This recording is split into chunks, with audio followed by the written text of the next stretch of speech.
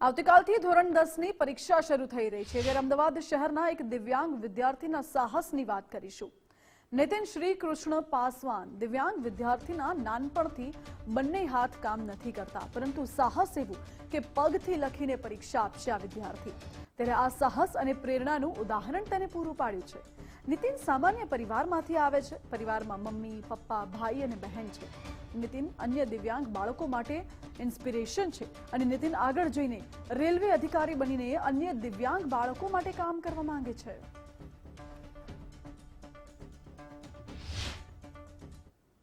કોઈપણ લક્ષ્ય માણસના સાહસથી મોટું નથી હોતું, જે નથી લડતો તે જ હારે છે। આવતીકાલે ધોરણ 10ની પરીક્ષા શરૂ થઈ રહી છે અને અમદાવાદ શહેરના એક એવા વિદ્યાર્થીની વાત કરીશું, નીતિન શ્રીકૃષ્ણ પાસવાન, જેના નાનપણથી હાથ નથી, પરંતુ તેને જીવનમાં આગળ વધવા માટે નવી શરૂઆત કરી અને પગેથી લખવાનું શરૂ કર્યું। नितिन, क्या कहोगे जिस तरह से कल से बोर्ड की एग्जाम शुरू होने जा रही है, आपके बचपन से आपके हाथ काम नहीं कर रहे, तो आपने आगे बढ़ने के लिए पैर का सहारा लिया और पैर से लिखना शुरू किया। किस तरह की सफर रही है?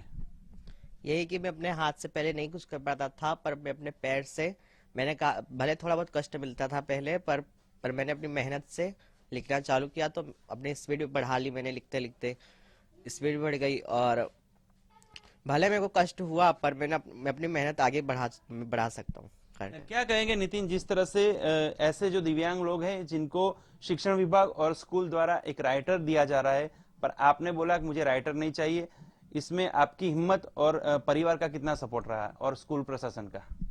मुझे अपने पर बहुत विश्वास था कि मैं एग्जाम में कर लूंगा सब कुछ, पर मेरे को राइटर की व्यवस्था नहीं मेरे को चाहिए। मैं अपने खुद मेहनत से कर सकता हूँ और मेरे परिवार में बहुत सपोर्ट दिया है।